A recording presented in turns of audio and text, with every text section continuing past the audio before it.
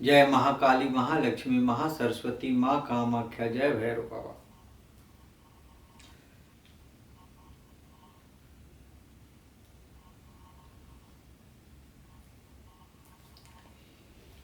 श्रीमद् देवी भागवत महापुराण प्रथम खंड के षष्ठम स्कंध में 13 अध्याय की कथा हम लोग सुनेंगे। राजा हरिश्चंद्र का सुन सेब को यज्ञ पशु बनाकर यज्ञ करना, विश्वामित्र से प्राप्त वरुण मंत्र के जब से पुनः सेब का मुक्त होना, परस्पर साप से विश्वामित्र और वशिष्ठ का बक तथा आदि होना। इंद्र बोले, पूर्व काल में राजा ने वरुण देव से यह प्रतिज्ञा की थी कि मैं अपने प्रिय पुत्र को यज्ञ पशु बनाकर यज्ञ करूंगा। यह उन्होंने बड़ा साहस किया था। हे महामते, तुम्हारे वहां जाने पर रोग से दुखी तुम्हारे निर्दयी पिता तुम्हें यज्ञ पशु बनाकर यूप में बांधकर मार डालेंगे।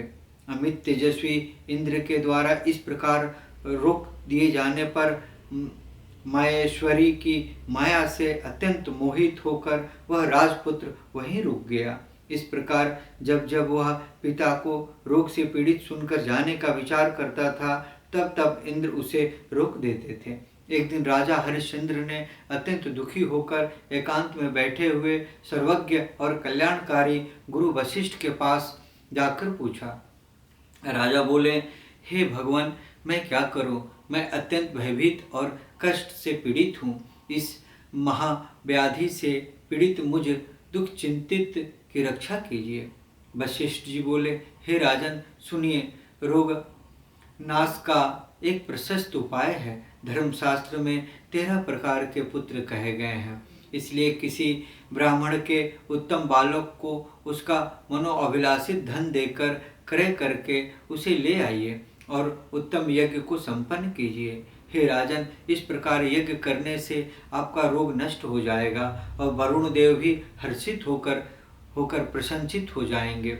व्यास जी बोले, उनकी ऐसी बातें सुनकर राजा ने मंत्री से कहा, हे महामते, सभी स्थानों में प्रयत्नपूर्वक पता लगाइए।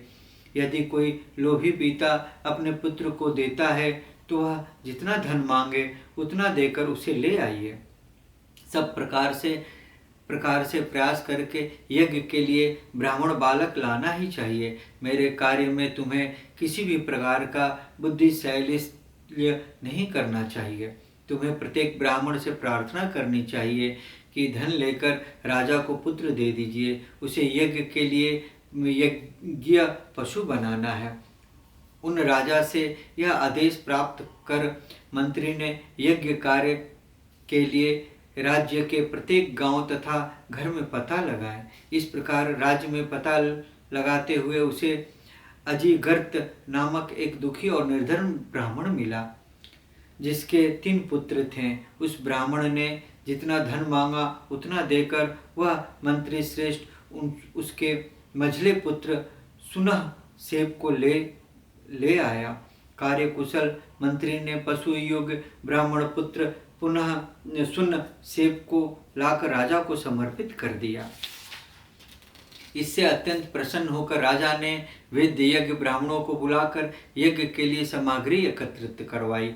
यज्ञ के प्रारंभ होने पर महामुनि विश्वामित्र ने वहां सुन सेब को बंधा देखकर राजा को मना करते हुए कहा, हे राजन, ऐसा साहस न कीजिए।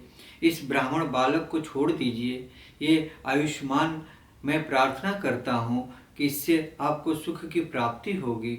यह सुन सेब क्रंदन कर रहा है, अतः करुणा मुझे बहुत व्यथित कर रही है। हे राजेंद्र, मेरी बात मानिए। हे नृप, दयावान बनिए। पूर्व काल में स्वर्ग के इच्छुक पवित्र व्रती तथा दयापरायण जो क्षत्रिय गण थे, वे दूसरे के शरीर की रक्षा के लिए अपने प्राण दे देते थे, और आप अपने शरीर की रक्षा के लिए बलपूर्वक ब्राह्मण पुत्र का वध कर रहे हैं। हे राजेंद्र, पाप मत कीजिए और इस बालक पर दयावान होइए। हे राजन, अपने देह के प्रति सभी को एक जैसी प्रीति होती है।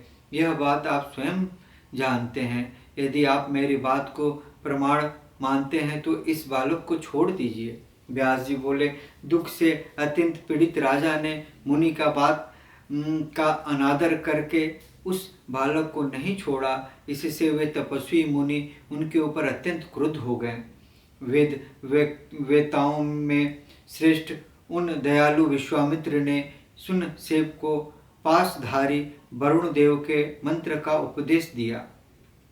अपने वध के भय से व्याकुल सुनसेप भी वरुण देव का स्मरण करते हुए उच्च स्वर से बार बार मंत्र का जाप करने लगा। जलचरों के अधिपति करुणा सिंधु वरुण देव ने वहां आकर स्तुति करते हुए उस ब्राह्मण पुत्र सुनसेप को छुड़ा दिया और राजा को रोग मुक्त करके वे वरुण देव अपने लोक चले गए। विश्वामित्र ने उस बालक को मृत्यु से मुक्ति प्रदान करा दी। राजा ने महात्मा विश्वामित्र की बात नहीं मानी, अतः वह गाधी पुत्र विश्वामित्र मन ही मन राजा के ऊपर बहुत क्रुद्ध हुए।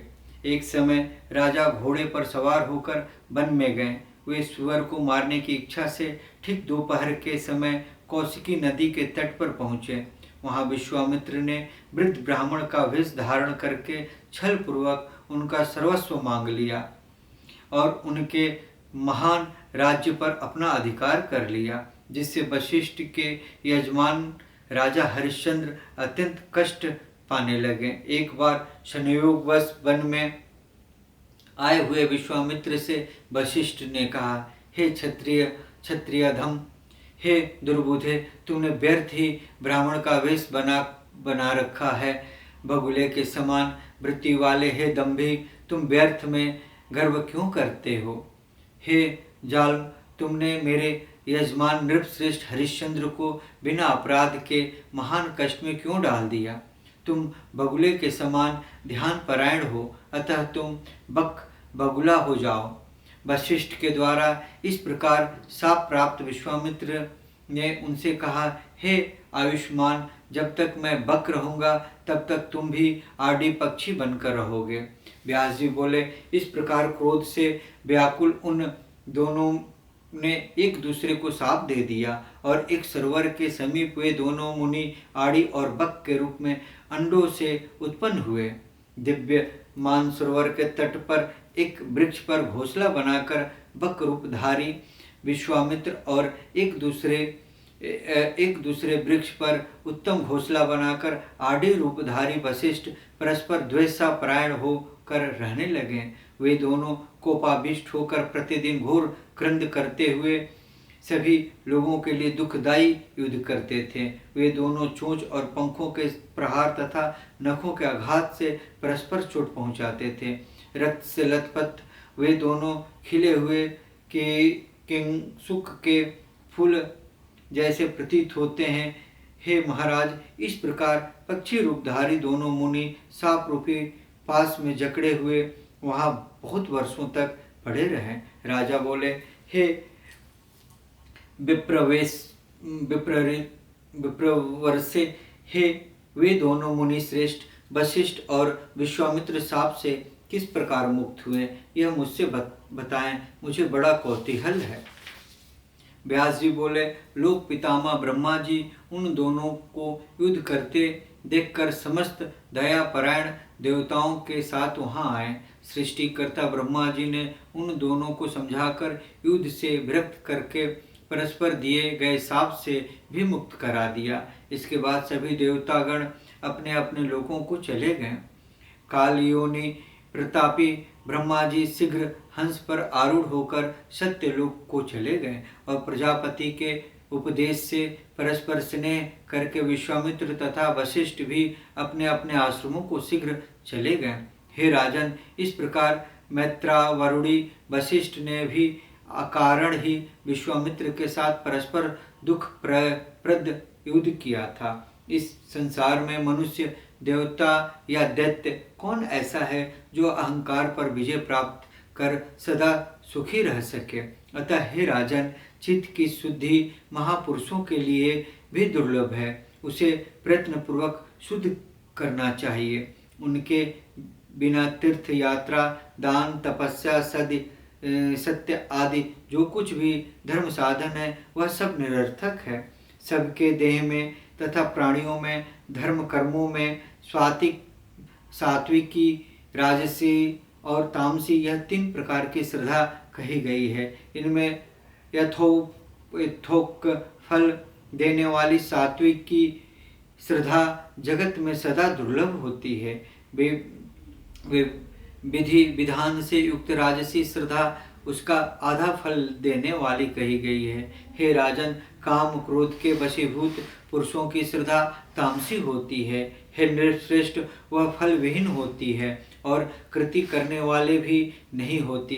कलयुग के दोषों से भयभीत व्यक्ति को कथा श्रवण आदि के द्वारा चित्त को वासना रहित करके देवी के पूजा में तत्पर रहते हुए, बाड़ी से देवी के नामों का ग्रहण करते हुए, उनके गुणों का कीर्तन करते हुए तथा उनके चरण कमल का ध्यान करते हुए तीर्थ आदि में नित्य वास करना चाहिए। ऐसा करने से उसे कभी कलयुग का भय नहीं होगा। इससे पापी प्राणी भी अन्यास्य ही संसार से मुक्त हो जाता है। इस प्रकार श्रीमद् देवी भागवत महापुराण प्रथम खंड के 6वें स्कंध में 13 अध्याय। ओम ततस्तम।